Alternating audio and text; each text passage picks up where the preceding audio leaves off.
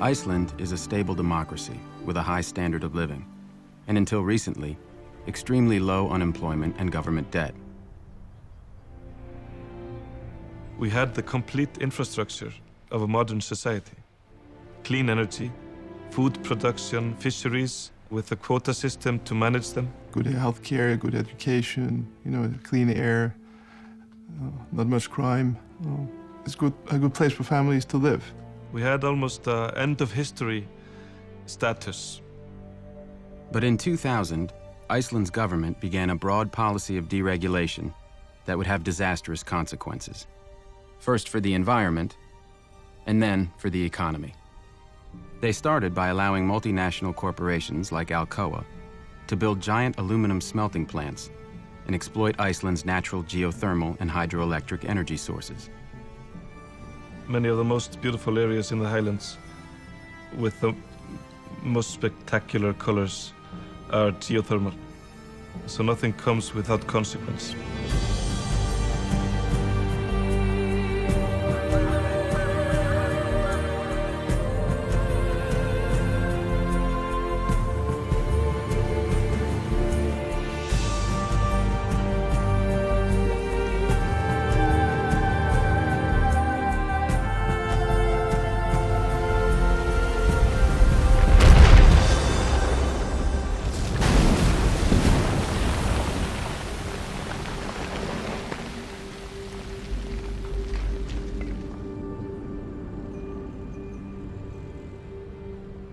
At the same time, the government privatized Iceland's 3 largest banks. The result was one of the purest experiments in financial deregulation ever conducted.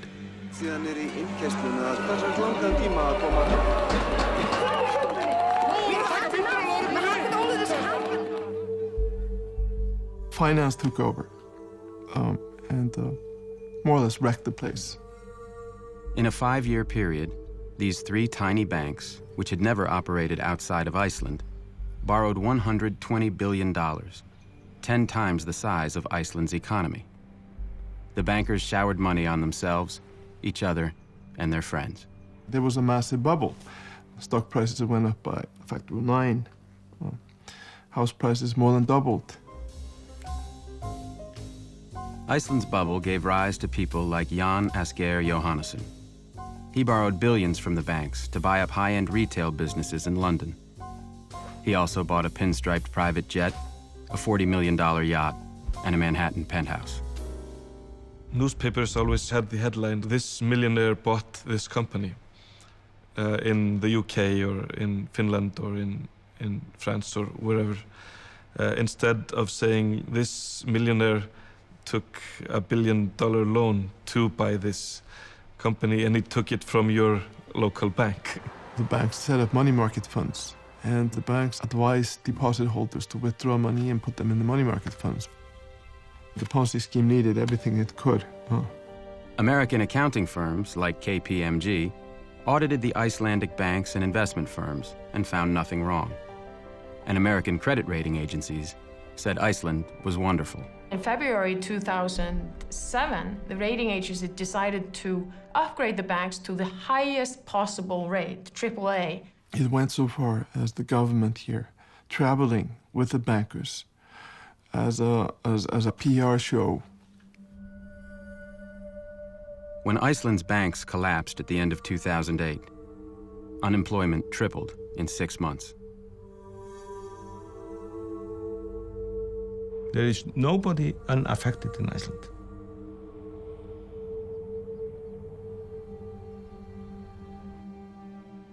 So a lot of people here lost their savings. Yes, that's the case. The government regulators who should have been protecting the citizens of Iceland had done nothing. You have 2 lawyers from the regulator going down to a bank to talk about some issue. When they approached the bank, they would see 19 SUVs outside outside the bank, right? So you enter the bank and you have the 19 lawyers sitting in front of you, right? Very, very well prepared, ready to kill any argument you make. And then if you do really well, they'll offer you a job, right? 1/3 of Iceland's financial regulators went to work for the banks. But this is a universal problem, huh? In New York, you have the same problem, right? Gains at public loss.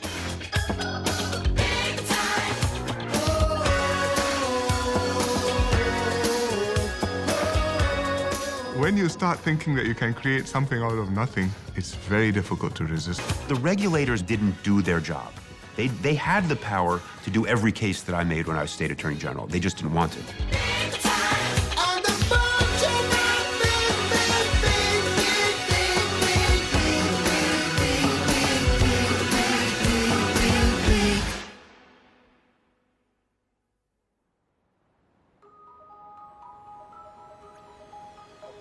Lehman Brothers, one of the most venerable and biggest investment banks, was forced to declare itself bankrupt. Another, Merrill Lynch, was forced to sell itself. Today, crisis talks are underway. World financial markets are way down today following dramatic developments. 目前雷曼兄弟已经进入了破产清算程序，著名的会计事务所普华。Crise, panique.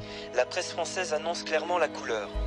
In September 2008, the bankruptcy of the U.S. investment bank Lehman Brothers and the collapse of the world's largest insurance company, AIG, triggered a global financial crisis. Gripped markets overnight with Asian stocks Stocks fell off a cliff, the largest single point drop in history. Share prices continued to tumble in the aftermath of the Lehman collapse.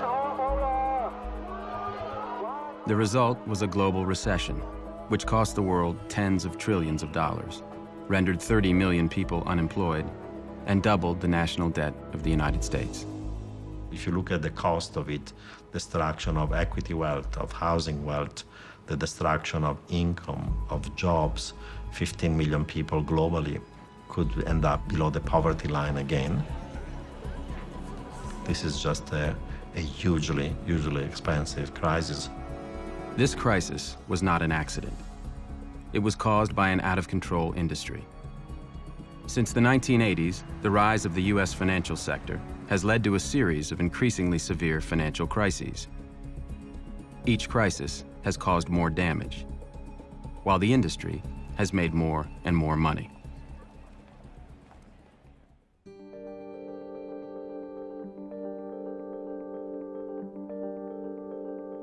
After the Great Depression, the United States had 40 years of economic growth without a single financial crisis. The financial industry was tightly regulated. Most regular banks were local businesses, and they were prohibited from speculating with depositors' savings. Investment banks, which handled stock and bond trading, were small private partnerships. In the traditional investment banking partnership model, the partners put the money up, and obviously the partners watched that money very carefully. They wanted to live well, but they didn't want to bet the ranch on anything. Paul Volcker served in the Treasury Department and was chairman of the Federal Reserve from 1979 to 1987. Before going into government, he was a financial economist at Chase Manhattan Bank. When I left Chase to go in the Treasury in 1969, I think my income was in the neighborhood of $45,000. $45,000 a year. Morgan Stanley in 1972 had approximately 110 total personnel, one office, and capital of $12 million. Now, Morgan Stanley has 50,000 workers and has capital of several billion and has offices all over the world. In the 1980s, the financial industry exploded. The investment banks went public, giving them huge amounts of stockholder money. People on Wall Street started getting rich. I had a friend who was a bond trader at Merrill Lynch in the 1970s. He had a job as a train conductor at night because he had 3 kids and couldn't support them on what a bond trader made. By 1986, he was making millions of dollars and thought it was because he was smart. The highest order of business before the nation is to restore our economic prosperity. In 1981, President Ronald Reagan chose as Treasury Secretary the CEO of the investment bank Merrill Lynch, Donald Regan. Wall Street and the president do see eye to eye. I've talked to many leaders of Wall Street. They all say we're behind the president 100%. The Reagan administration, supported by economists and financial lobbyists, started a 30-year period of financial deregulation. In 1982, the Reagan administration deregulated savings and loan companies, allowing them to make risky investments with their depositors' money. By the end of the decade, hundreds of savings and loan companies had failed. This crisis cost taxpayers $124 billion and cost many people their life savings. It may be the biggest bank heist in our history. Thousands of savings and loan executives went to jail for looting their companies. One of the most extreme cases was Charles Keating. Mr. Keating, you got a word? In 1985, when federal regulators began investigating him, Keating hired an economist named Alan Greenspan. In this letter to regulators, Greenspan praised Keating's sound business plans and expertise and said he saw no risk in allowing Keating to invest his customers' money. Keating reportedly paid Greenspan $40,000. Charles Keating went to prison shortly afterwards. As for Alan Greenspan, President Reagan appointed him chairman of America's central bank, the Federal Reserve. Greenspan was reappointed by Presidents Clinton and George W. Bush. During the Clinton administration, deregulation continued under Greenspan, and Treasury Secretaries Robert Rubin, the former CEO of the investment bank Goldman Sachs, and Larry Summers, a Harvard economics professor. The financial sector, Wall Street, being powerful, having lobbies, having lots of money, step by step captured the political system, both on the Democratic and the Republican side. By the late 1990s, the financial sector had consolidated into a few gigantic firms, each of them so large that their failure could threaten the whole system. And the Clinton administration helped them grow even larger. In 1998, Citicorp and Travelers merged to form Citigroup, the largest financial services company in the world. The merger violated the Glass-Steagall Act, a law passed after the Great Depression, which prevented banks with consumer deposits from engaging in risky investment banking activities. It was illegal to acquire Travelers. Greenspan said nothing.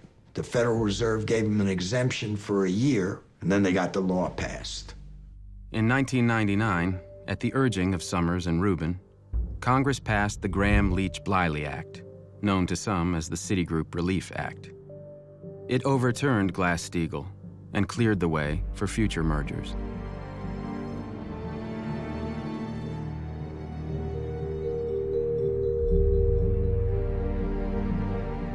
Why do you have big banks? Well, because banks like monopoly power, because banks like lobbying power, because banks know that when they're too big, they will be bailed.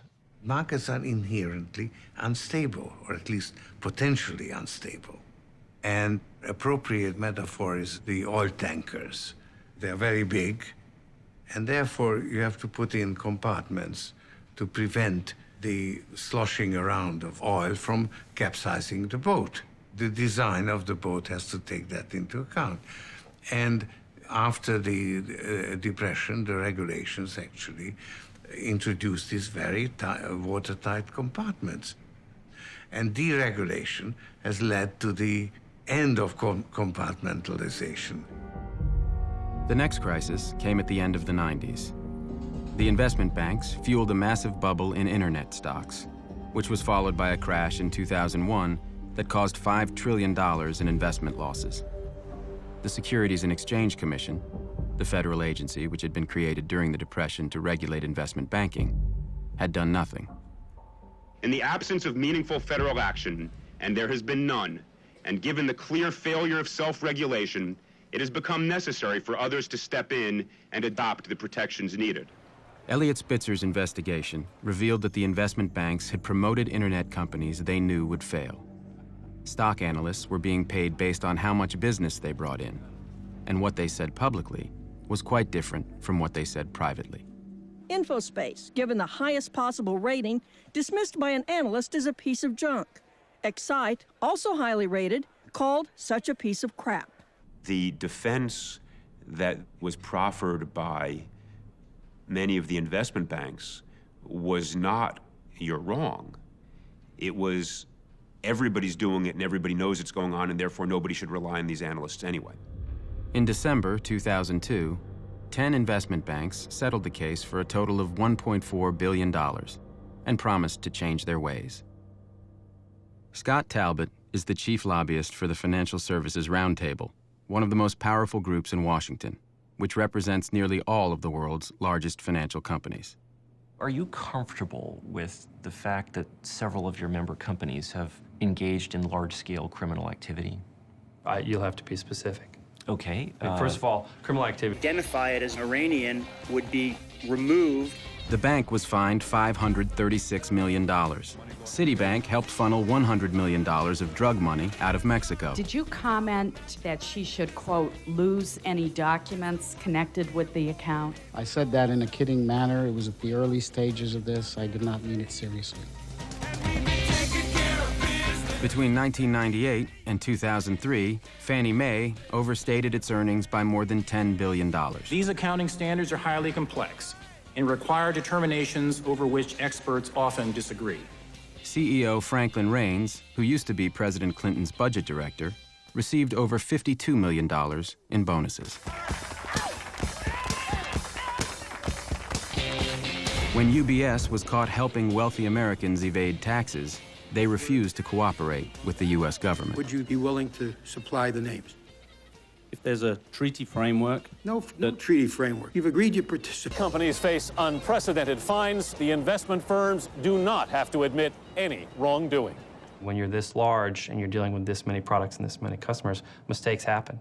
The financial services industry seems to have a level of criminality that is, somewhat distinctive. When was the last time that Cisco or Intel or Google or Apple or IBM, I totally agree with you about high-tech versus financial services, but high-tech... So how come? Well, high-tech is a fundamentally creative business where the value generation and the income derives from actually creating something new and different.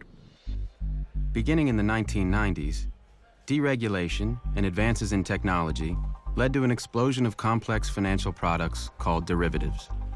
Economists and bankers claimed they made markets safer, but instead, they made them unstable. Since the end of the Cold War, a lot of former physicists, mathematicians decided to apply their skills not on Cold War technology, but on financial markets. And together with investment bankers and hedge funds. Creating different weapons. Absolutely. As Warren Buffett said, weapons of mass destruction. Regulators, politicians, and business people did not take seriously the threat of financial innovation on the stability of the financial system. Using derivatives, bankers could gamble on virtually anything. They could bet on the rise or fall of oil prices, the bankruptcy of a company, even the weather. By the late 1990s, derivatives were a $50 trillion unregulated market. In 1998, someone tried to regulate them. Brooksley Born graduated first in her class at Stanford Law School and was the first woman to edit a major law review. After running the derivatives practice at Arnold & Porter, Born was appointed by President Clinton to chair the Commodity Futures Trading Commission, which oversaw the derivatives market. Brooksley Born asked me if I would come work with her. We decided that this was a serious, potentially destabilizing market. In May of 1998, the CFTC issued a proposal to regulate derivatives. Clinton's Treasury Department had an immediate response. I happened to go into Brooksley's office, and she was just putting down the receiver on her telephone, and the blood had drained from her face. And she looked at me and said, "That was Larry Summers. He had 13 bankers in his office." He conveyed it in a very bullying fashion, sort of directing her to stop. The banks were now heavily reliant for earnings on these types of activities. And that led to a titanic battle to prevent this set of instruments from being regulated. Shortly after the phone call from Summers, Greenspan, Rubin, and SEC Chairman Arthur Levitt issued a joint statement condemning Born and recommending legislation to keep derivatives unregulated. regulation of derivatives transactions that are privately negotiated by professionals is unnecessary. She was overruled, unfortunately, first by the Clinton administration and then by the Congress. In 2000, Senator Phil Gramm took a major role in getting a bill passed that pretty much exempted derivatives from regulation. They are unifying markets, they're reducing regulatory burden. I believe that we need to do it.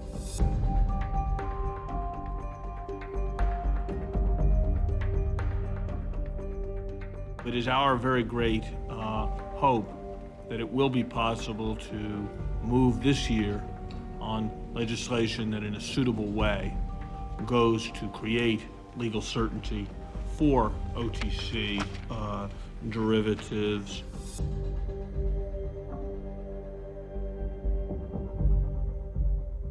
I wish to associate myself with all of the remarks of Secretary Summers. In December of 2000, Congress passed the Commodity Futures Modernization Act. Written with the help of financial industry lobbyists, it banned the regulation of derivatives. Once that was done, it was off to the races. And the use of derivatives and financial innovation exploded dramatically after 2000. So help me God. So help me God. By the time George W. Bush took office in 2001, the U.S. financial sector was vastly more profitable, concentrated, and powerful than ever before. Dominating this industry were 5 investment banks, 2 financial conglomerates, 3 securities insurance companies, and 3 rating agencies.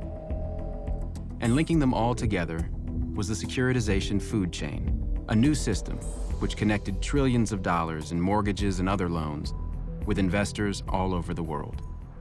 30 years ago, if you went to get a loan for a home, the person lending you the money expected you to pay him or her back. You got a loan from a lender who wanted you to pay him back.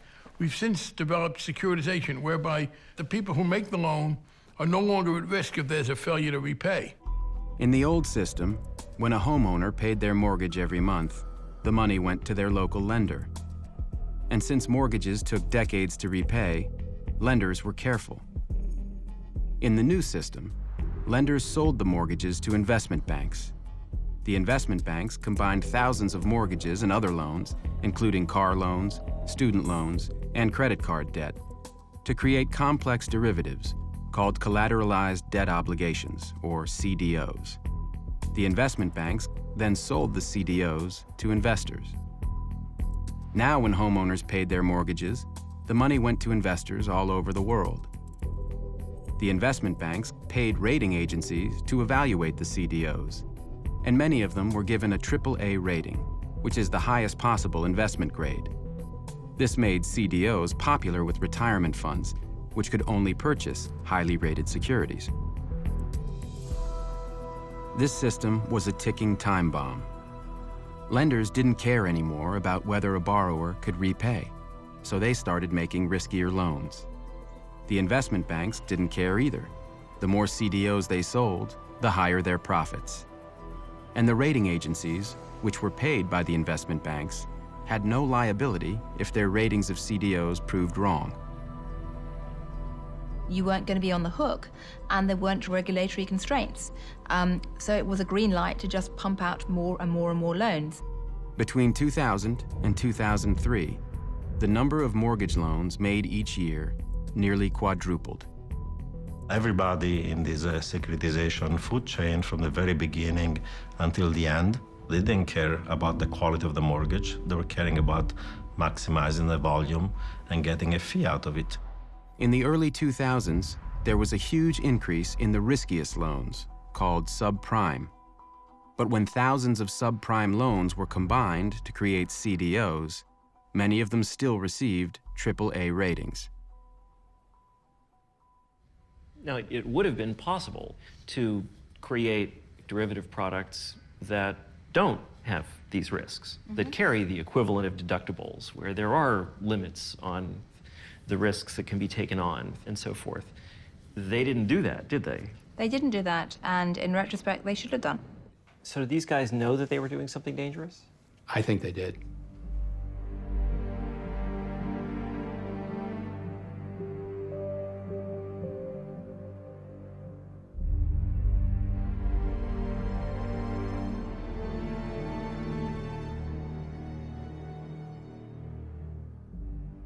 All the incentives that the financial institutions offered to their mortgage brokers were based on selling the most profitable products, which were predatory loans. If the banker makes more money if they put you in a subprime loan, that's where they're gonna put you.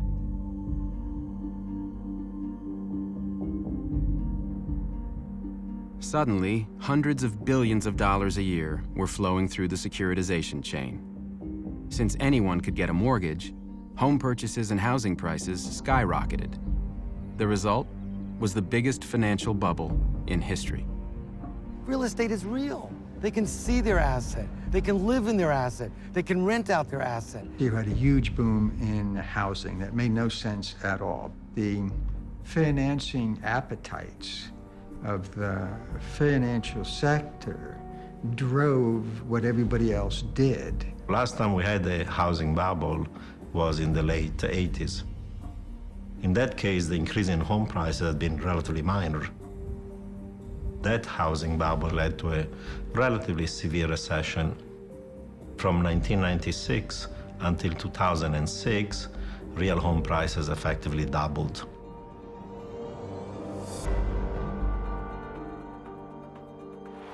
At $500 a ticket, they've come to hear how to buy their very own piece of the American dream.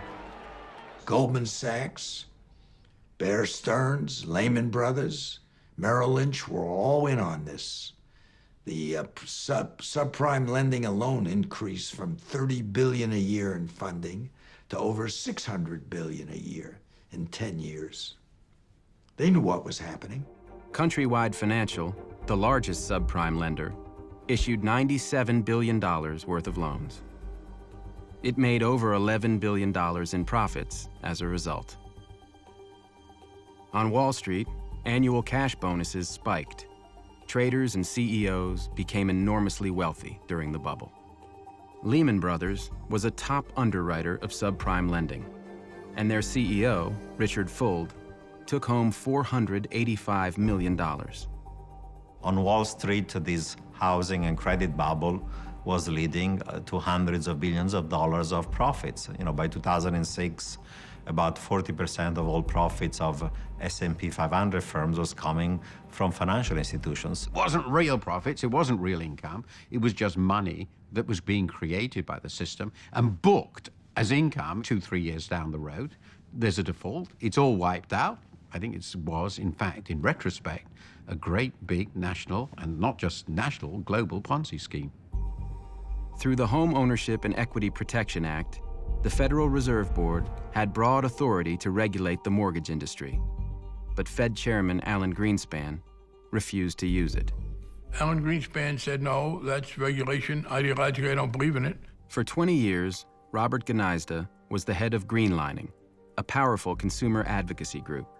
He met with Greenspan on a regular basis. We gave him an example of Countrywide and 150 different complex adjustable rate mortgages. He said, if you had a doctorate in math, you wouldn't be able to understand them enough to know which was good for you and which wasn't. So we thought he was going to take action. But as the conversation continued, it was clear he was stuck with his ideology. We met again with Greenspan in 2005. Often we met with him twice a year, and never less than once a year. And he wouldn't change his mind.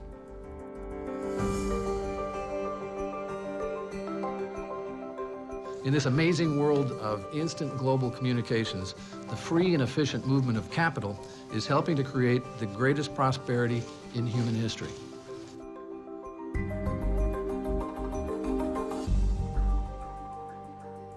$146 people were cut from the enforcement division of the SEC. Is that what you also testified to? Yes.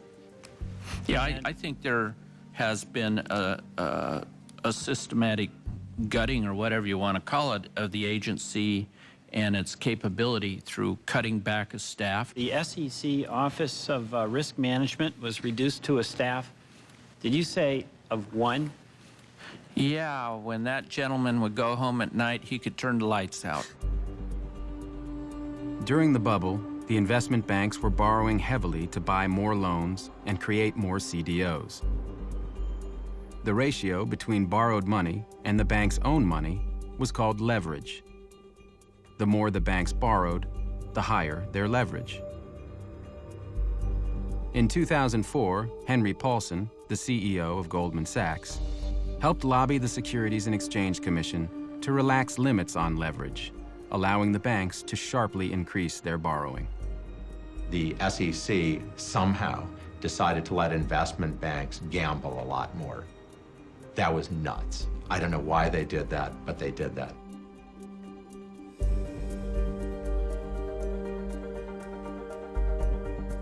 We've said these are the big guys, and clearly that's true. But that means if anything goes wrong, it's going to be an awfully big mess. At these levels, you obviously are dealing with the most highly sophisticated financial institutions. These are the firms that do most of the derivative activity in the United States. We talked to some of them as to what their comfort level was. The firms actually thought that the number was appropriate. The commissioners vote to adopt the rule amendments and new rules as recommended by the staff. Yes. Yes. We do indeed. Unanimous, and we are adjourned. The degree of leverage in the financial system became absolutely frightening. Investment banks leveraging up to the level of 33 to 1, which means that a tiny 3% decrease in the value of their asset base would leave them insolvent. There was another ticking time bomb in the financial system.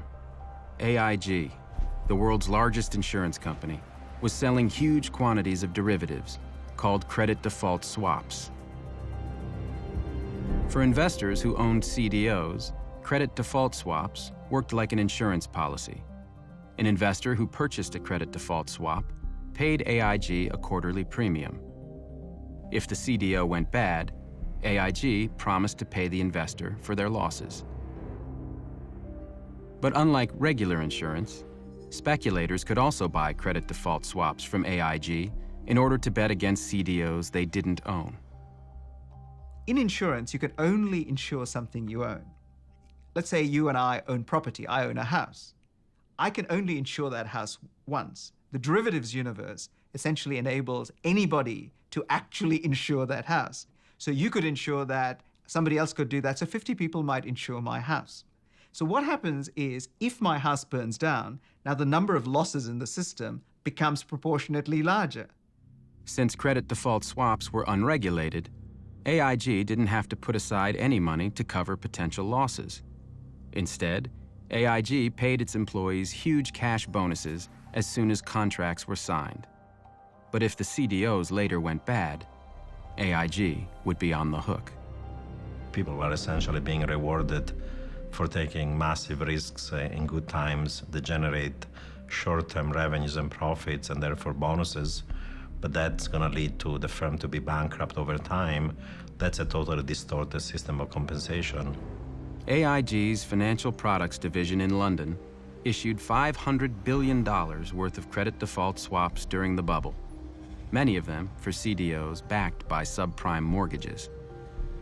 The 400 employees at AIG FP made $3.5 billion between 2000 and 2007.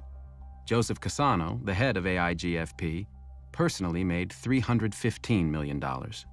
It's hard for us, without being flippant, to even see a scenario within any kind of realm of reason that would see us losing $1 in any of those transactions. In 2007, AIG's auditors raised warnings. One of them, Joseph St. Denis, resigned in protest after Cassano repeatedly blocked him from investigating AIG FP's accounting. Let me tell you one person that didn't get a bonus while everybody else was getting bonuses. That was St. Denis, Mr. St. Denis, who tried to alert the two of you to the fact that you were running into big problems. He quit in frustration, and he didn't get a bonus. In 2005, Raghuram Rajan, then the chief economist of the International Monetary Fund, delivered a paper at the annual Jackson Hole Symposium, the most elite banking conference in the world. Who was in the audience? It was, I guess, the central bankers of the world, ranging from Mr. Greenspan himself, Ben Bernanke, Larry Summers was there. Tim Geithner was there. The title of the paper was essentially, Is Financial Development Making the World Riskier? And the conclusion was, it is. Rajan's paper focused on incentive structures that generated huge cash bonuses based on short-term profits, but which imposed no penalties for later losses. Rajan argued that these incentives encouraged bankers to take risks that might eventually destroy their own firms, or even the entire financial system. It's very easy to generate performance by taking on more risk. And so what you need to do is compensate for risk-adjusted performance. And that's where all the bodies are buried. Rajan, hit the nail on the head. What he particularly said was, you guys have claimed you found a way to make more profits with less risk. I say you found a way to make more profits with more risk, and there's a big difference. Summers was vocal. He basically thought that I was criticizing the change in the financial world and was worried about, regulation which would reverse this whole change. So essentially he accused me of being a Luddite. He wanted to make sure that we didn't bring in a whole new set of regulations to constrain the financial sector at that point. You're going to make an extra $2 million a year or $10 million a year for putting your financial institution at risk. Someone else pays the bill. You don't pay the bill. Would you make that bet? Most people who worked on Wall Street said sure.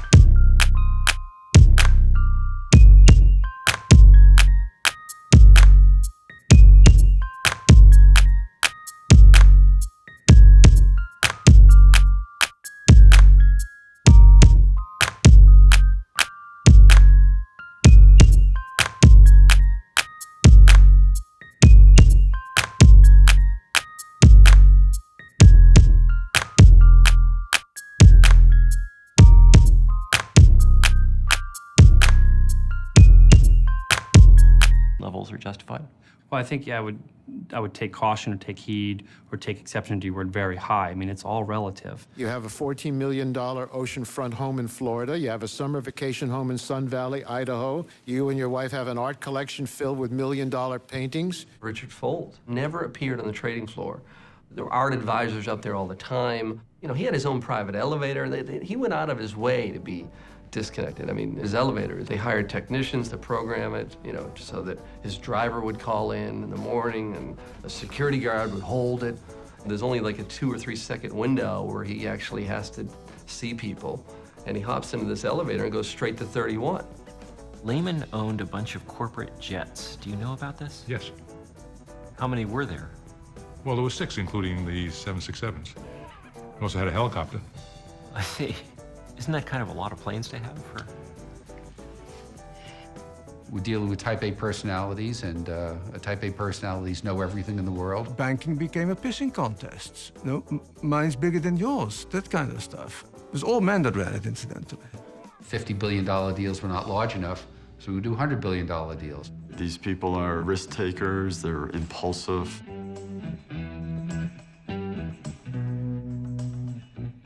It's part of their behavior, it's part of their personality, and that manifests outside of work as well.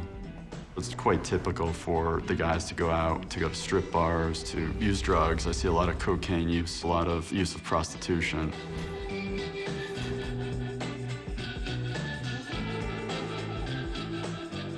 Recently, neuroscientists have done experiments where they've taken individuals and put them into an MRI machine, and they have them play a game where the prize is money. And they notice that when these subjects earn money, the part of the brain that gets stimulated is the same part that cocaine stimulates. A lot of people feel that they need to really participate in that behavior to make it, to get promoted, to get recognized. According to a Bloomberg article, business entertainment represents 5% of revenue for New York derivatives brokers and often includes strip clubs, prostitution, and drugs. A New York broker filed a lawsuit in 2007 against his firm, alleging he was required to retain prostitutes to entertain traders. There's just a blatant disregard for the impact that their actions might have on society, on family. They have no problem using a prostitute and going home to their wife.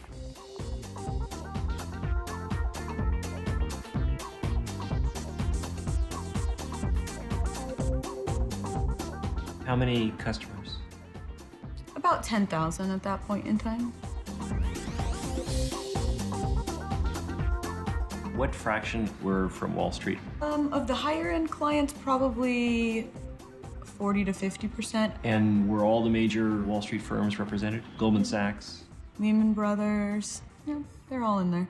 Morgan Stanley was a little less of that. I think Goldman was pretty big with that. A lot of clients would call me and say, can you get me a Lamborghini for the night for the girl? These guys were spending corporate money. I had many black cards from, the various financial firms. What's happening is services are being charged to computer repair. Trading research, consulting for market compliance. I just usually gave them a piece of letterhead and said, make your own invoice. So this pattern of behavior, you think, extends to the senior management of the firm? Absolutely does. Yeah, I know for a fact that it does. It extends to the very top. A friend of mine who's involved in a company that has a big financial presence said, well, it's about time you learned about subprime mortgages. So he set up a session with his trading desk and me. And the techie who did all this gets very excited, runs to his computer, pulls up in about 3 seconds this Goldman Sachs issue of securities. It was a complete disaster. Borrowers had borrowed on average 99.3% of the price of the house, which means they have no money in the house. If anything goes wrong, they're going to walk away from the mortgage. This is not a loan you'd really make, right? You've got to be crazy. But somehow you took 8,000 of these loans, and by the time the guys were done at Goldman Sachs and the rating agencies, 2/3 of the loans were rated AAA, which meant they were rated as safe as government securities. It's utterly mad. Goldman Sachs sold at least $3.1 billion worth of these toxic CDOs in the first half of 2006. The CEO of Goldman Sachs at this time was Henry Paulson, the highest paid CEO on Wall Street. Good morning, welcome to the White House. I'm pleased to announce that I will nominate Henry Paulson to be the Secretary of the Treasury. He's a lifetime of business experience. He has an intimate knowledge of financial markets. He's earned a reputation for candor and integrity. You might think it would be hard for Paulson to adjust to a meager government salary. But taking the job as Treasury Secretary was the best financial decision of his life. Paulson had to sell his $485 million of Goldman stock when he went to work for the government. But because of a law passed by the first President Bush, he didn't have to pay any taxes on it. It saved him $50 million.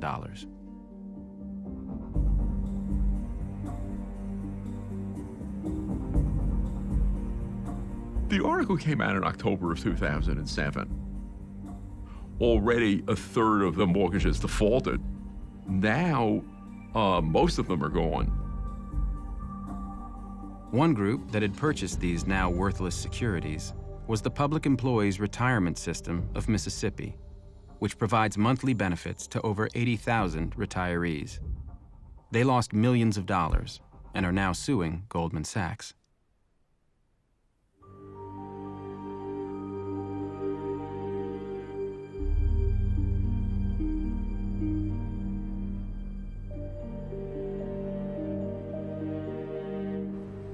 By late 2006, Goldman had taken things a step further. It didn't just sell toxic CDOs. It started actively betting against them at the same time it was telling customers that they were high-quality investments. By purchasing credit default swaps from AIG, Goldman could bet against CDOs it didn't own and get paid when the CDOs failed. I asked if anybody called the customers and said, you know, we don't really like this kind of mortgage anymore, and we thought you ought to know. And, you know, they didn't really say anything, but, you know, you could just feel the laughter coming over the phone. Goldman Sachs bought at least $22 billion of credit default swaps from AIG. It was so much that Goldman realized that AIG itself might go bankrupt. So they spent $150 million insuring themselves against AIG's potential collapse. Then in 2007, Goldman went even further. They started selling CDOs specifically designed so that the more money their customers lost, the more money Goldman Sachs made.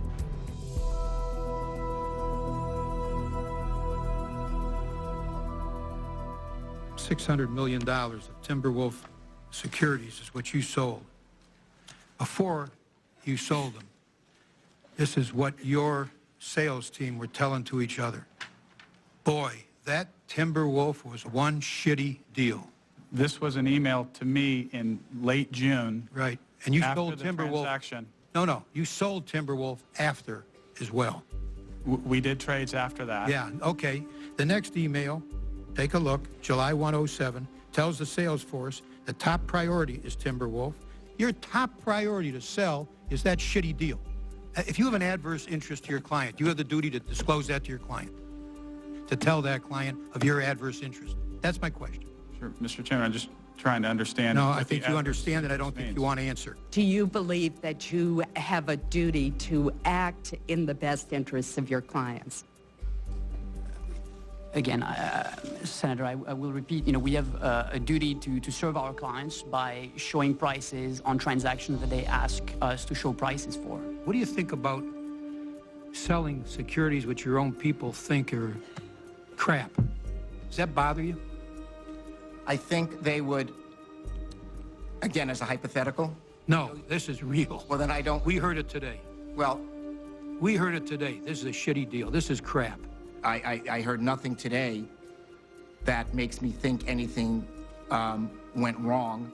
Is there not a conflict when you sell something to somebody and then are determined to bet against that same security and you don't disclose that to the person you're selling it? Do you see a problem? In the context of market making, that is not a conflict. When you heard that your employees in these emails said, God, what a shitty deal.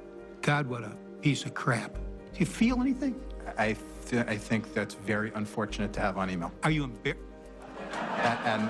And very unfortunate. I don't. On email, please don't take that How the wrong about way. feeling that way? I think it's very unfortunate for anyone to have said that in any form. Is it your understanding that your competitors were engaged in similar activities?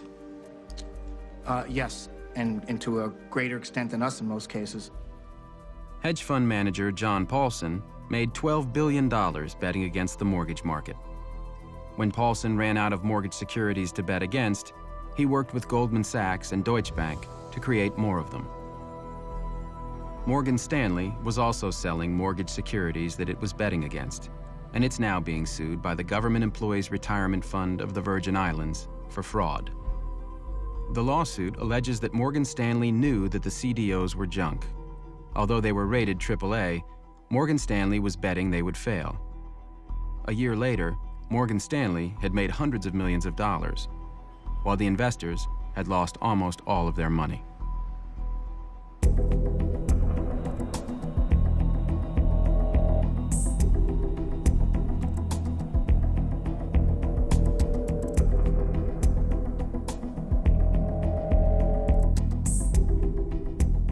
You would have thought that pension funds would have said, those are subprime. Why am I buying them? And they had these guys at Moody's and Standard & Poor's who said that's a AAA. None of these securities got issued without the imprimatur, the good housekeeping seal of approval of the rating agencies. The three rating agencies, Moody's, S&P, and Fitch, made billions of dollars giving high ratings to risky securities. Moody's, the largest rating agency, quadrupled its profits between 2000 and 2007. Moody's and S&P get compensated based on putting out ratings reports, and the more structured securities they gave a AAA rating to, the higher their earnings were going to be for the quarter. Imagine if you went to the New York Times and you say, look, if you write a positive story, I'll pay you $500,000. But if you don't, I'll give you nothing. The rating agencies could have stopped the party and said, we're sorry, we're going to tighten our standards. This is, and immediately cut off a lot of the flow of funding to risky borrowers. AAA-rated instruments mushroomed from just a handful to thousands and thousands. Hundreds of billions of dollars were being rated, and per year. Per year, oh yeah. I've now testified before both houses of Congress on the credit rating agency issue, and both times they trot out very prominent First Amendment lawyers and argue that when we say something is rated AAA, that is merely our opinion.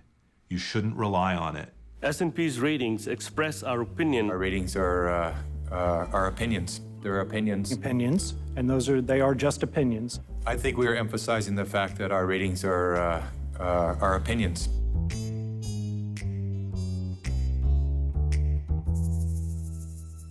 They do not speak to the market value of a security, the volatility of its price, or its suitability as an investment.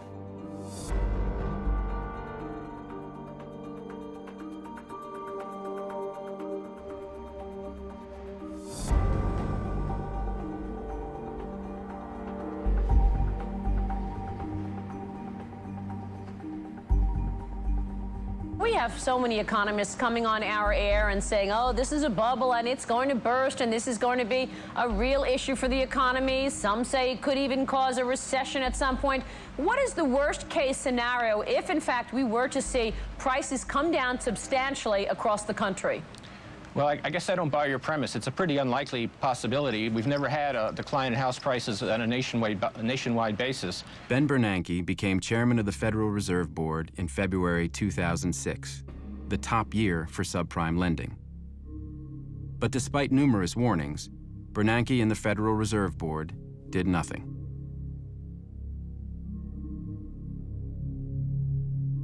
Robert Gneizda met with Ben Bernanke and the Federal Reserve Board 3 times after Bernanke became chairman.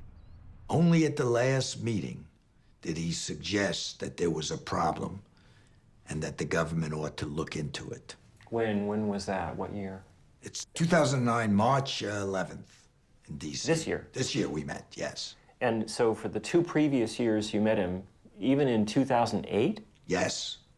One of the 6 Federal Reserve Board governors serving under Bernanke was Frederick Mishkin, who was appointed by President Bush in 2006.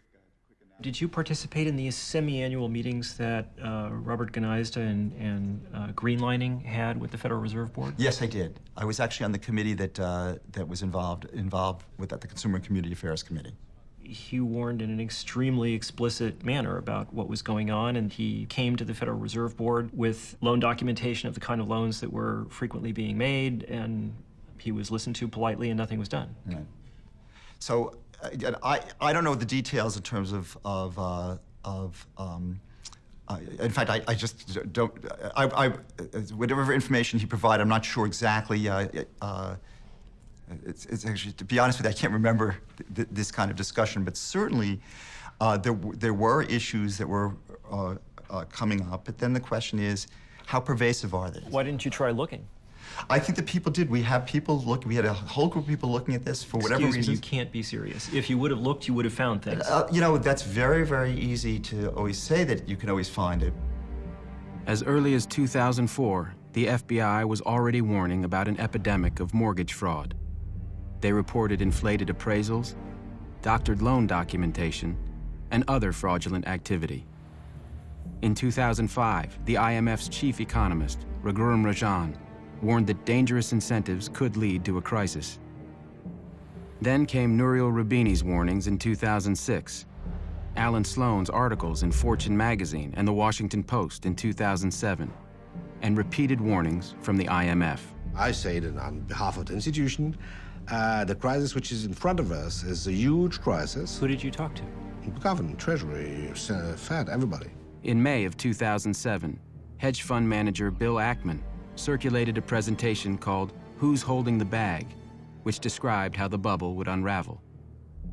And in early 2008, Charles Morris published his book about the impending crisis. You're just not sure, what do? And you might have some suspicions that underwriting standards are being weakened, but then the question is, should you do anything about it? By 2008, home foreclosures were skyrocketing, and the securitization food chain imploded. Lenders could no longer sell their loans to the investment banks, and as the loans went bad, dozens of lenders failed. Chuck Prince of Citibank famously said that we have to dance until the music stops. Actually, the music had stopped already when he said that. The market for CDOs collapsed, leaving the investment banks holding hundreds of billions of dollars in loans, CDOs, and real estate they couldn't sell. When the crisis started, both the Bush administration and the Federal Reserve were totally behind the curve. They did not understand the extent of it. At what point do you remember thinking for the first time, this is dangerous, this is bad? I remember very well I think it was a G7 meeting of February 2008, and I remember discussing the issue with Hank Paulson, and I clearly remember telling Hank, we are watching this tsunami coming, and you just proposing that we ask which swimming costume we're going to put on. What was his response? What was his feeling? Things are pretty much under control. Yes, we are looking at this situation carefully, and yeah, it's under control. We're going to keep growing, okay? And obviously, I'll say it: if you're growing, you're not in recession, right? I mean, we all know that.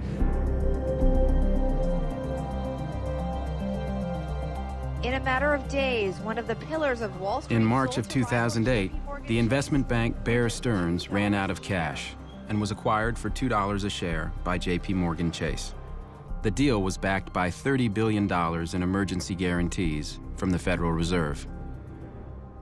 That was the time when the administration could have come in and put in place, various kinds of measures that would have reduced system risk. The information I'm receiving from some entities is the end is not here, that there are other shoes to fall. I've seen those investment banks working with the Fed and the SEC strengthen their liquidity, strengthen their capital positions. I get reports all the time. Our regulators are very vigilant. On September 7th, 2008, Henry Paulson announced the federal takeover of Fannie Mae and Freddie Mac, two giant mortgage lenders on the brink of collapse. Nothing about our actions today in any way reflects a changed view of the housing correction or the strength of other U.S. financial institutions. 2 days later, Lehman Brothers announced record losses of $3.2 billion, and its stock collapsed. The effects of Lehman and AIG in September still came as a surprise. I mean, this is even after July and Fannie and Freddie. So clearly there was stuff that as of September, major stuff, that nobody knew about. I think that's fair. Bear Stearns was rated AAA like a month before it went bankrupt? More likely A2. A2? Yeah. Okay. A2 is still not bankrupt. No, it's a high investment grade, solid investment grade rating. Lehman Brothers, A2 within days of failing, AIG, AA within days of being bailed out. Fannie Mae and Freddie Mac were AAA when they were rescued. Citigroup, Merrill, all of them had investment grade ratings. How can that be? Well, that's a good question. That's a great question. At no point did the administration ever go to all the major institutions and say, this is serious. Tell us what your positions are, no bullshit. Where are you? Mm-hmm. Well, first, that's what the regulators, that's their job, right? Their job is to understand the exposure across these different institutions, and they have a very refined understanding that I think became more refined as the crisis proceeded. So, forgive me, but that's clearly not true. I mean, What do you mean it's not true? In August of 2008, were you aware of the credit ratings held then by Lehman Brothers, Merrill Lynch, AIG, and did you think that they were accurate? Well, certainly by that time, it was always clear that earlier credit ratings weren't accurate because they had been downgraded substantially. No, they hadn't. There was still some downgrading in terms of the industry and concerns, and certainly the stock price. Not some. All those firms were rated at least A2 until a couple of days before they were rescued. Well, then, then the answer is I just don't know enough to really answer your question on this particular issue. Governor Fred Mishkin is resigning effective August 31. He says he plans to return to his teaching post at Columbia's Graduate School of Business. Why did you leave the Federal Reserve in August of 2008? I mean, in the middle of the worst financial crisis. I had to revise a textbook. His departure leaves the Fed board with 3 of its 7 seats vacant, just when the economy needs it most. Well, I'm sure your textbook is important and widely read, but in August of 2008, some somewhat more important things were going on in the world, don't you think? By Friday, September 12th, Lehman Brothers had run out of cash, and the entire investment banking industry was sinking fast. The stability of the global financial system was in jeopardy. That weekend, Henry Paulson and Timothy Geithner, president of the New York Federal Reserve, called an emergency meeting with the CEOs of the major banks in an effort to rescue Lehman. But Lehman wasn't alone. Merrill Lynch, another major investment bank, was also on the brink of failure. And that Sunday, it was acquired by Bank of America. The only bank interested in buying Lehman was the British firm Barclays. But British regulators demanded a financial guarantee from the US government. Paulson refused.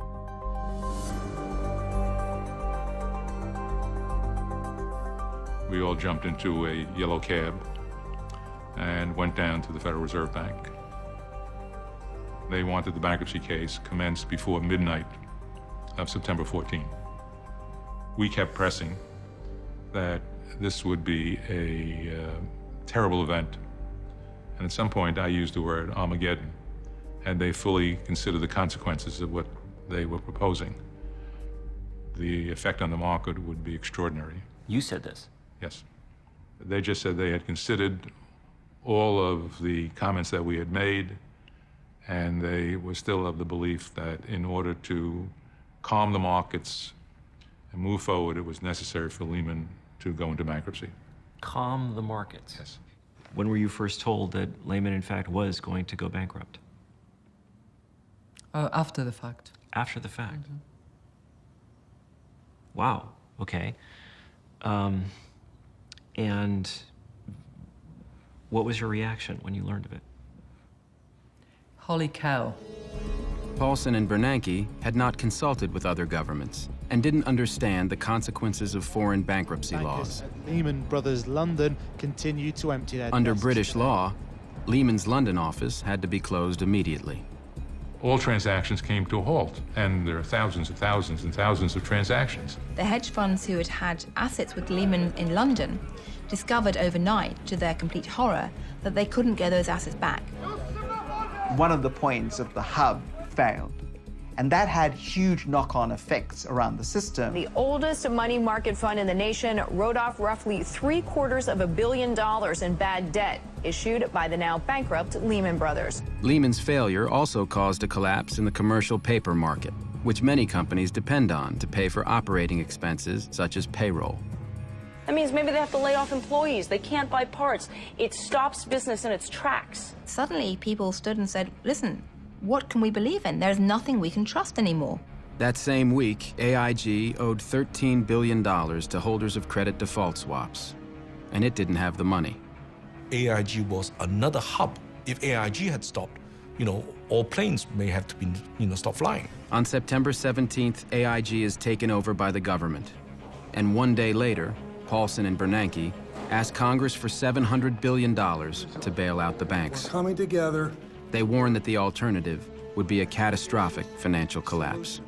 It was scary, the entire system froze up. Every part of the financial system, every part of the credit system. Nobody could borrow money. There was like a cardiac arrest of the global financial system. I'm playing the hand that was dealt me. A lot of what I'm dealing with, I'm dealing with the consequences of things that were done often many years ago. Secretary Paulson spoke throughout the fall and all the potential root causes of this, and there are plenty. He called them. So I'm not sure. You're not being serious about that, are you? I am being serious. What would you have expected? What were you looking for that you didn't see? He was the senior advocate for prohibiting the regulation of credit default swaps and also lifting the leverage limits on the investment banks. So again, what... He mentioned those things? I never heard him mention those things. Could we turn this off for a second?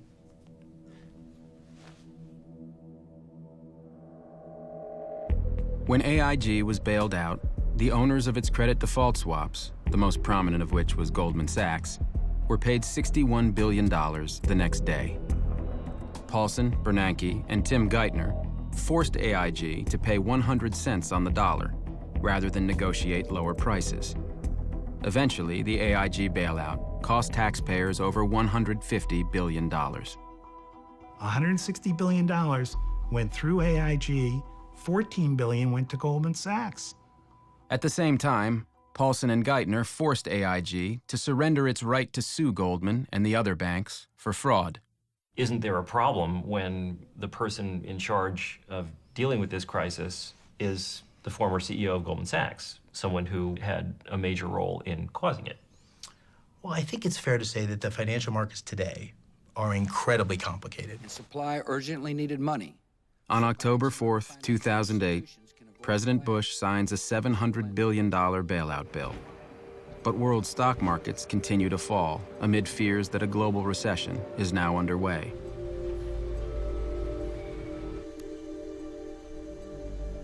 The bailout legislation does nothing to stem the tide of layoffs and foreclosures. Unemployment in the United States and Europe quickly rises to 10%. The recession accelerates and spreads globally. I began to get really scared because I hadn't foreseen the whole world going down at the same rate at the same time. By December of 2008, General Motors and Chrysler are facing bankruptcy.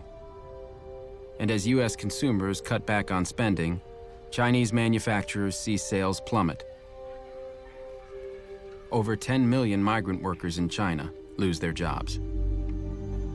At the end of the day, the poorest, as always, pay the most.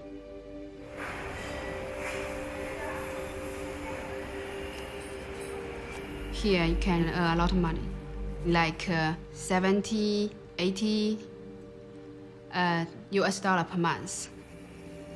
As a farmer in the countryside, you cannot earn so much money. The workers, they just wire the salary to the hometown to give them family. The crisis started in America.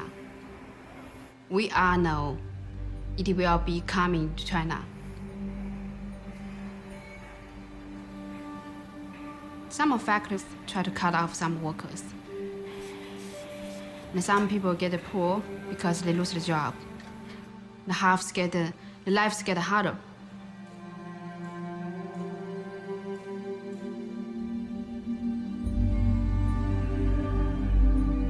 We were growing at about 20%. It was a super year.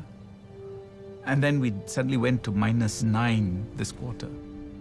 Exports collapsed, and we're talking like 30%. So we just took a hit, fell off a cliff, boom. Even as the crisis unfolded, we didn't know how wide it was going to spread or how severe it was going to be.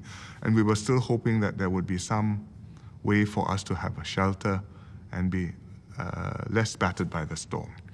But it's not possible. It's a very globalized world. The economies are all linked together.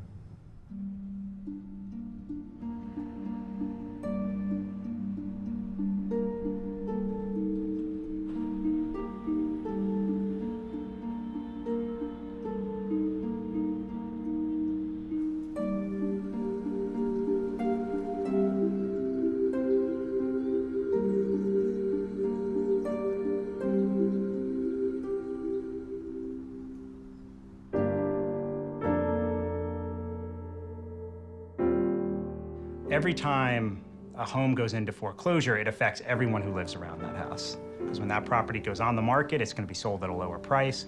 Maybe before it goes on the market, it won't be well maintained. We estimate another 9 million homeowners will lose their homes.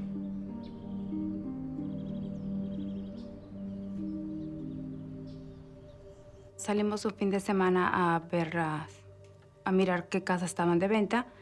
Miramos una, el pago iba a ser de $3,200.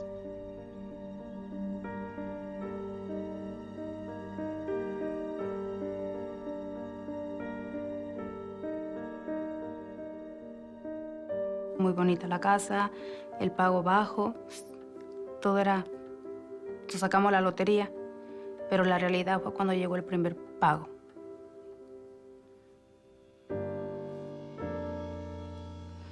Y yo en lo personal me sentía muy mal con mi esposo, porque trabaja demasiado y tenemos 3 hijos.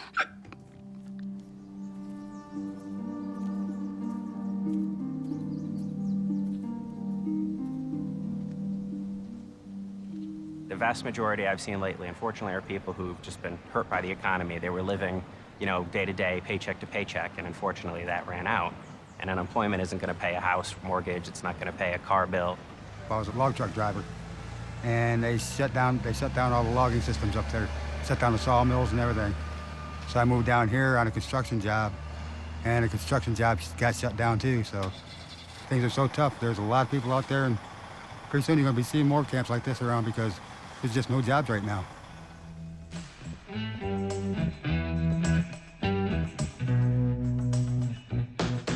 When the company did well, we did well.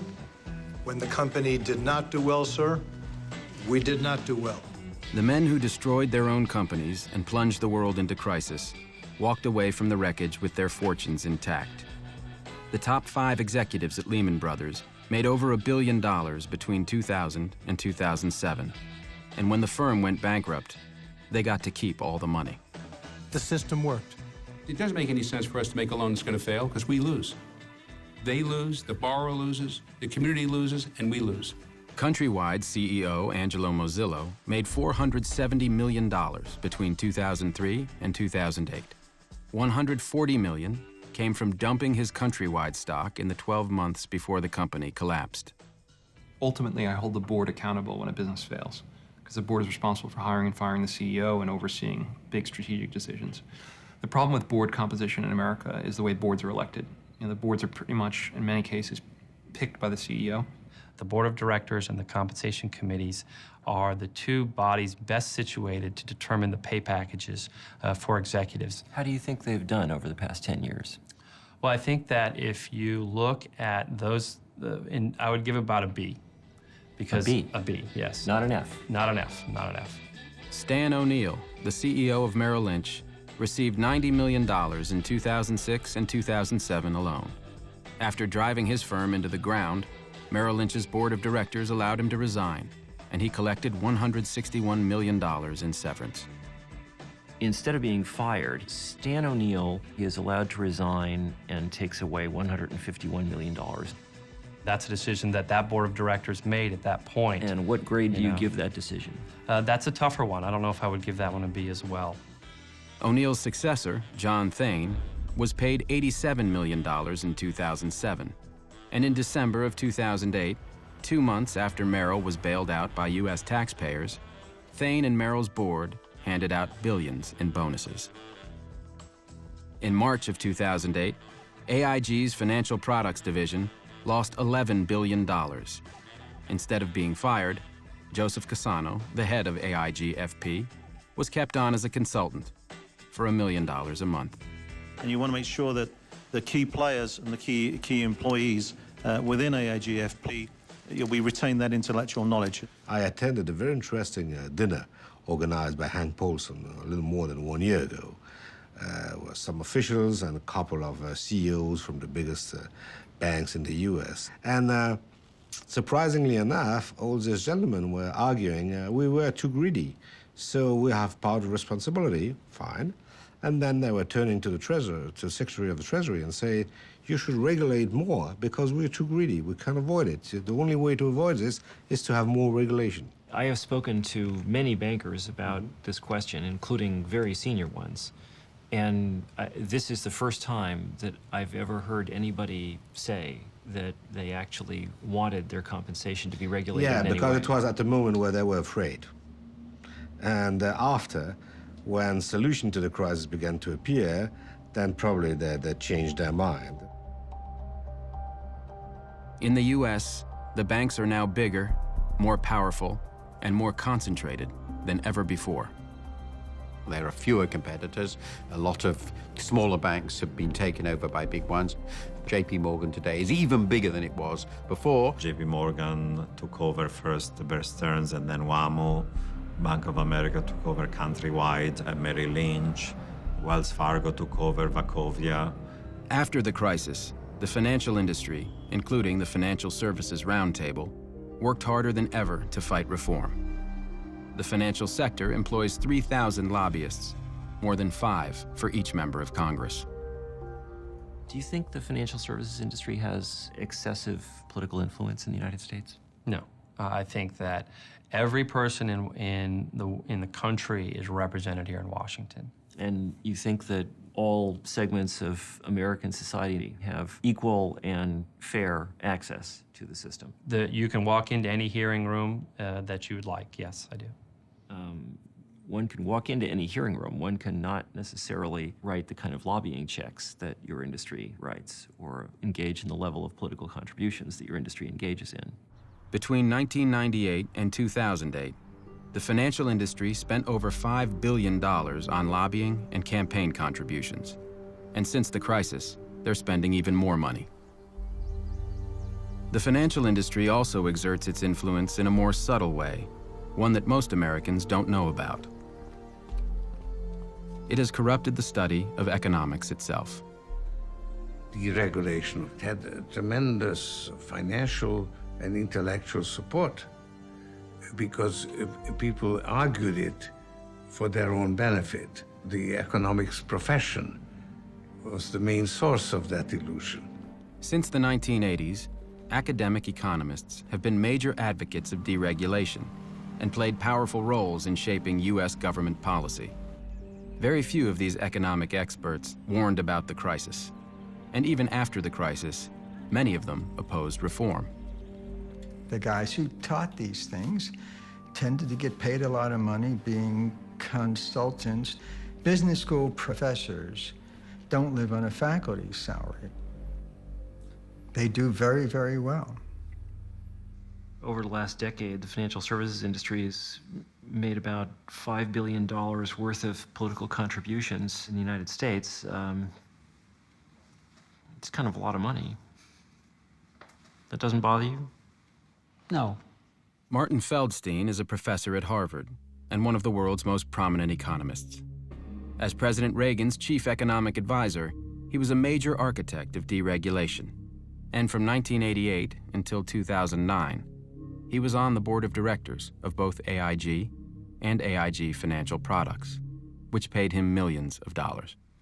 You have any regrets about having been on AIG's board? I have no comments. No, I have no regrets about being on AIG's board. None? That I can say, absolutely not. Absolutely not. Okay. You have any regrets about AIG's decisions? I cannot say anything more about AIG. I've taught at Northwestern and Chicago, Harvard, and Columbia. Glenn Hubbard is the dean of Columbia Business School and was the chairman of the Council of Economic Advisors under George W. Bush. Do you think the financial services industry has too much political power in the United States? I don't think so, no. You certainly wouldn't get that impression by the drubbing that they regularly get in Washington. Many prominent academics quietly make fortunes while helping the financial industry shape public debate and government policy. The Analysis Group, Charles River Associates, Compass Lexicon, and the Law and Economics Consulting Group manage a multi-billion-dollar industry that provides academic experts for hire. Two bankers who used these services were Ralph Ciaffi and Matthew Tannen, Bear Stearns hedge fund managers prosecuted for securities fraud. After hiring the analysis group, both were acquitted. Glenn Hubbard was paid $100,000 to testify in their defense. Do you think that the economics discipline has a conflict of interest problem? I'm not sure I know what you mean. Do you think that a significant fraction of the economics discipline, number of economists, have financial conflicts of interest that in some way might call into question or color? Oh, I see what you're saying. I doubt it. Most academic economists, aren't wealthy business people. Hubbard makes $250,000 a year as a board member of MetLife and was formerly on the board of Capmark, a major commercial mortgage lender during the bubble, which went bankrupt in 2009. He has also advised Nomura Securities, KKR Financial Corporation, and many other financial firms. Laura Tyson, who declined to be interviewed for this film, is a professor at the University of California, Berkeley. She was the chair of the Council of Economic Advisors and then director of the National Economic Council in the Clinton administration. Shortly after leaving government, she joined the board of Morgan Stanley, which pays her $350,000 a year. Ruth Simmons, the president of Brown University, makes over $300,000 a year on the board of Goldman Sachs. Larry Summers, who as Treasury Secretary played a critical role in the deregulation of derivatives, became president of Harvard in 2001. While at Harvard, he made millions consulting to hedge funds and millions more in speaking fees, much of it from investment banks. According to his federal disclosure report, Summers' net worth is between $16.5 million and $39.5 million. Frederick Mishkin, who returned to Columbia Business School after leaving the Federal Reserve, reported on his federal disclosure report that his net worth was between $6 million and $17 million. In 2006, you co-authored a study of Iceland's financial system. Right. Iceland is also an advanced country with excellent institutions, low corruption, rule of law. The economy has already adjusted to financial liberalization, while prudential regulation supervision is generally quite strong. Yeah, and that was the mistake. That turns out that that the prudential regulation and supervision was not strong in Iceland, and particularly so during what this led you period, to think that it was? I think that you're going with the information you had, and generally the view was that Iceland had very good institutions. It was a very advanced country. Who told you that? What kind of research did you do? You talk to people. You have faith in the central bank, which actually did fall down on the job. That clearly, this. Why do you have faith in a central bank? Well, that faith because you go with the information you have. How much were you paid to write it? I was paid. I think the number was. It's public information.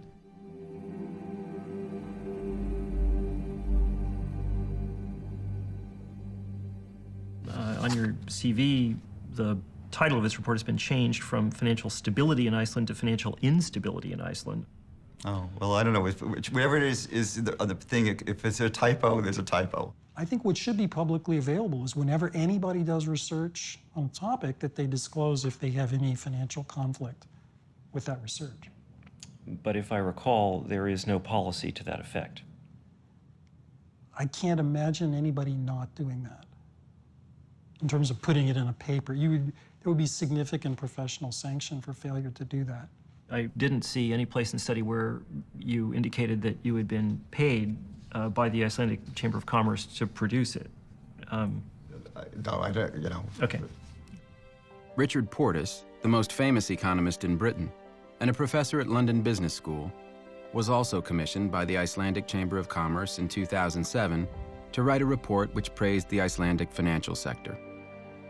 The banks themselves are highly liquid. They've actually made money on the fall of the Icelandic krona. These are strong banks. Their funding, their market funding is assured for the coming year. These are well-run banks. Richard, thank you so much. Like Mishkin, Portis's report didn't disclose his payment from the Icelandic Chamber of Commerce. Does Harvard require disclosures of financial conflict of interest in publications?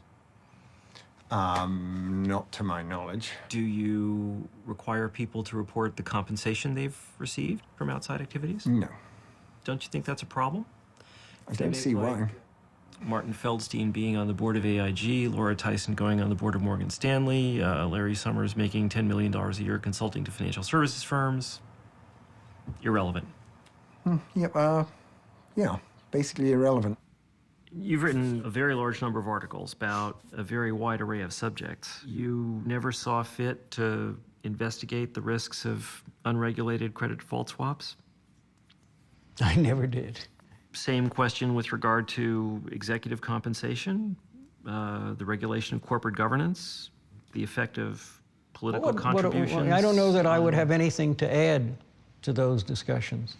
I'm looking at your resume now. It looks to me as if the majority of your outside activities are consulting and directorship arrangements with the financial services industry. Would you not agree with that characterization? No, to my knowledge, I don't think my consulting clients are even on my CV, so no. Who are your consulting clients? I don't believe I have to discuss that with you. Okay. In fact, you have a few more minutes and interview's over. Do you consult for any financial services firms? The answer is I do. But I do not want to go into details about that. Do they include other financial services firms? Possibly. You don't remember? This isn't a deposition, sir. I was polite enough to give you time. Foolishly, I now see, but you have 3 more minutes. Give it your best shot. In 2004, at the height of the bubble, Glenn Hubbard co-authored a widely read paper with William C. Dudley, the chief economist of Goldman Sachs. In the paper, Hubbard praised credit derivatives and the securitization chain, stating that they had improved allocation of capital and were enhancing financial stability. He cited reduced volatility in the economy and stated that recessions had become less frequent and milder. Credit derivatives were protecting banks against losses and helping to distribute risk. A medical researcher writes an article saying, to treat this disease, you should prescribe this drug. Turns out doctor makes 80% of personal income from manufacture of this drug. Does not bother you. I think it's certainly important to disclose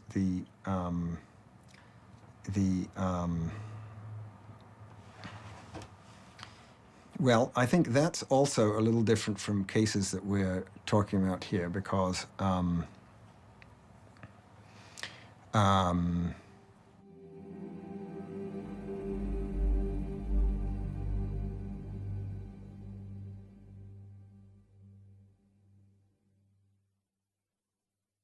So, what do you think this says about the economics discipline? Well, I mean, it has no relevance to anything, really. And indeed, I think it's a part of it's an important part of the problem.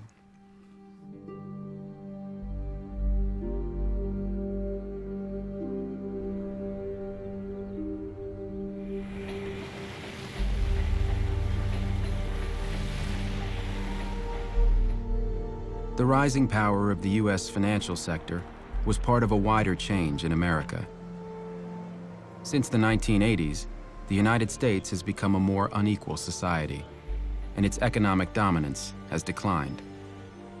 Companies like General Motors, Chrysler, and U.S. Steel, formerly the core of the U.S. economy, were poorly managed and falling behind their foreign competitors.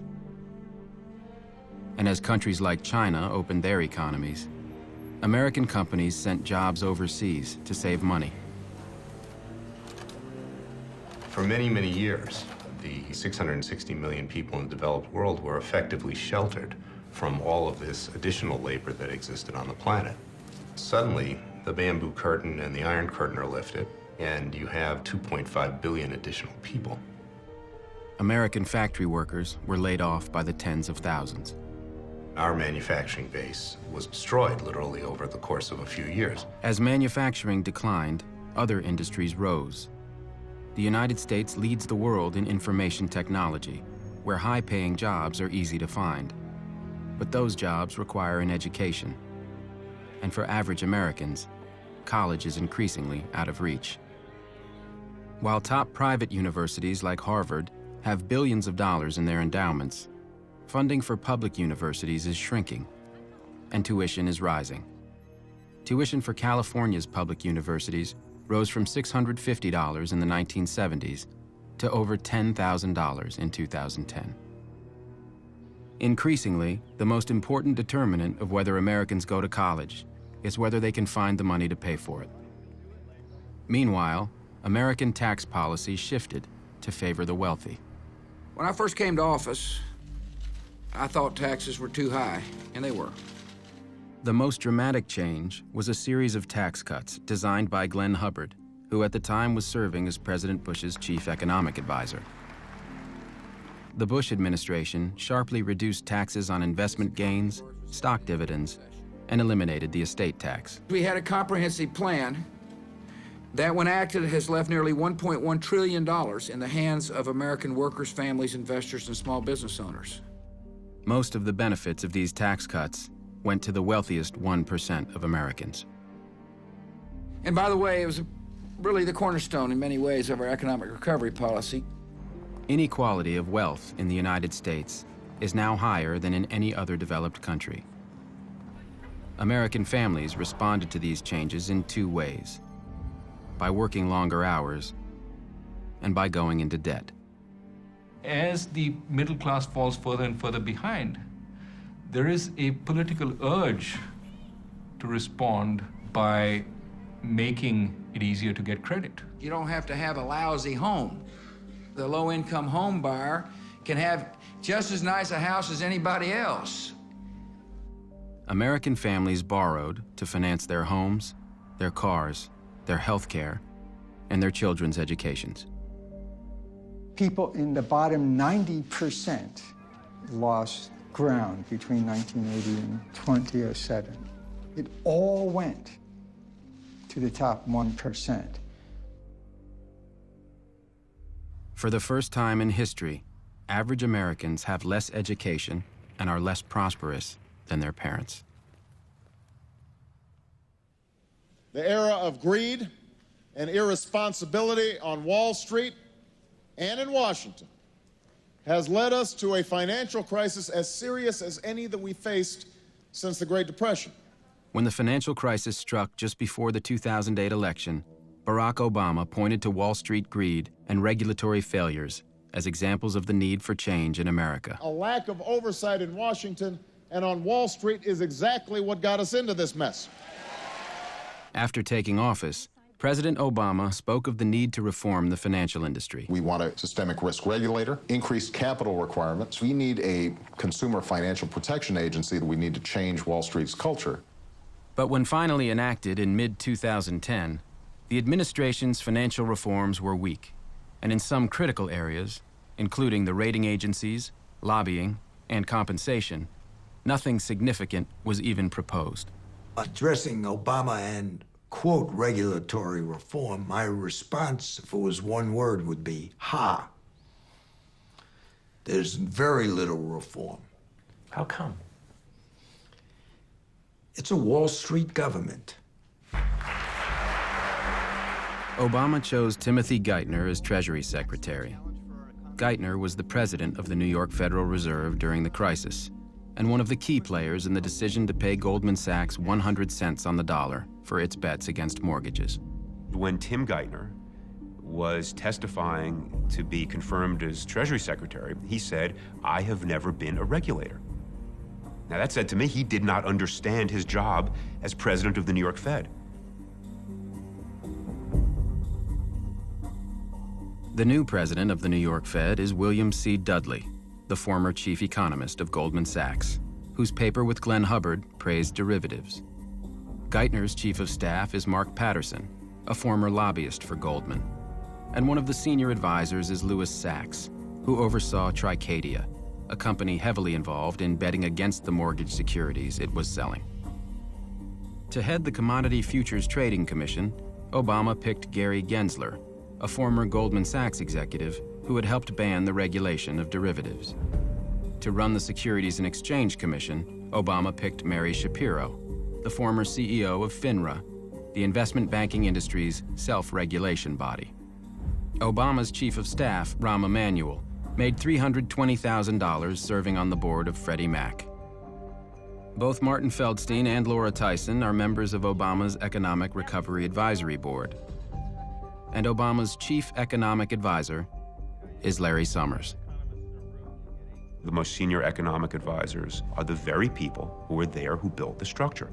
None of us knew that Summers and Geithner were going to play major roles as advisors first. I knew this was going to be status quo.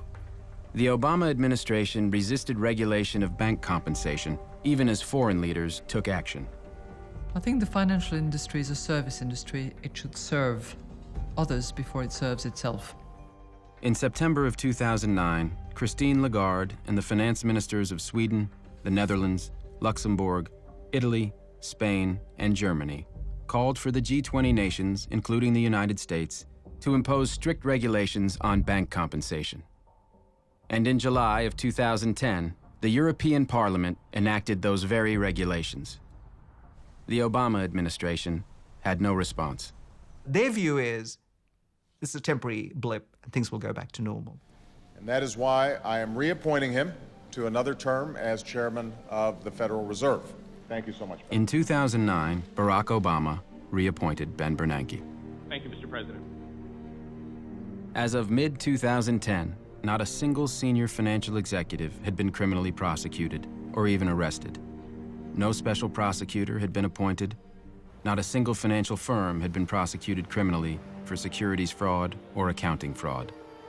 The Obama administration has made no attempt to recover any of the compensation given to financial executives during the bubble.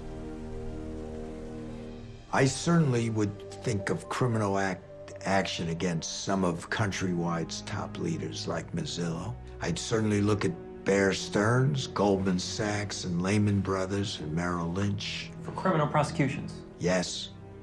Yes. In regard It'd be to... very hard to win. But I think they could do it if they got enough underlings to tell the truth. In an industry in which drug use, prostitution, and fraudulent billing of prostitutes as a business expense occur on an industrial scale, it wouldn't be hard to make people talk if you really wanted to. They gave me a plea bargain and I took it. They were not interested in any of my records. They weren't interested in anything. They were not interested in your records? That's correct. That's correct. There's a sensibility that you don't use people's personal vices in the context of Wall Street cases necessarily to get them to flip. I think maybe it's after the cataclysms that we've been through, maybe people will reevaluate that. I'm not the one to pass judgment on that right now.